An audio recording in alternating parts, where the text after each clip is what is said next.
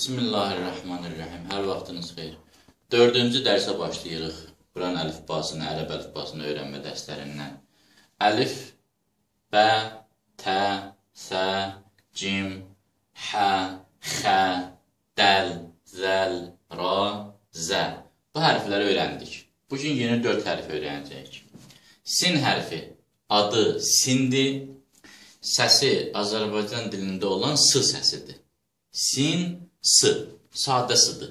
Pəltək s deyil. Artıq ikinci s səsini öyrəndik. Birinci s səsi əlif, bə, tə, sə hərfi idi. Sə pəltək s-ını bildirirdi. Sə hərfi pəltək s-ını bildirirdi. Sin hərfi isə sadə s-ni bildirir, s-yı bildirir. Sin, adı sindir, səsi isə s.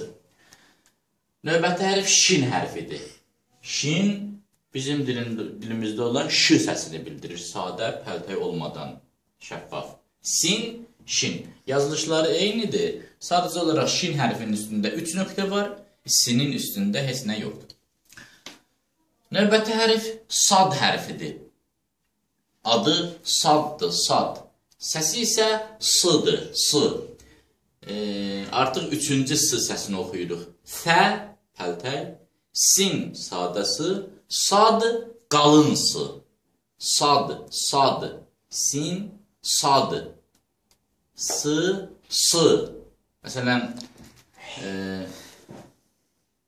ərəb dilində səmər sözü bu sə ilə yazılır, səmər, səmər.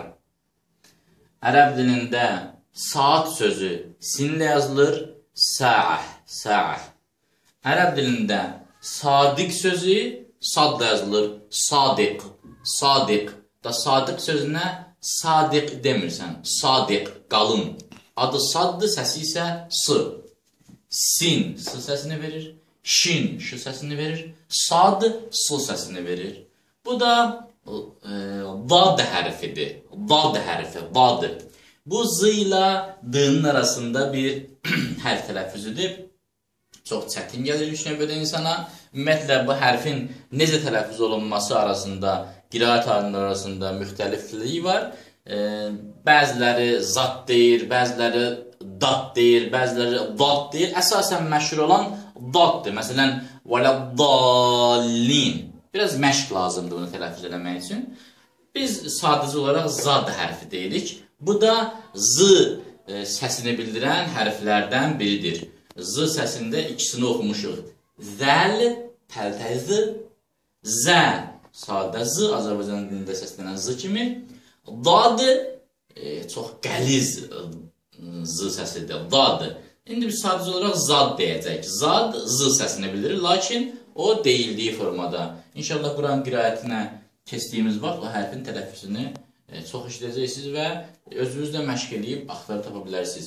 Vələddallin, vələzzallindən fərqli, vələddallindən fərqli, vələddallin, dil, üst damağın sağ və ya sol tərəfinə meylənir. Vələddallin, sin, s, şin, ş, sad, s, zad, v. Ya, indi sadə desək, hələlik sadə desək, z səsi. Bu 4 hərfdə bizim yeni dərsimizdir.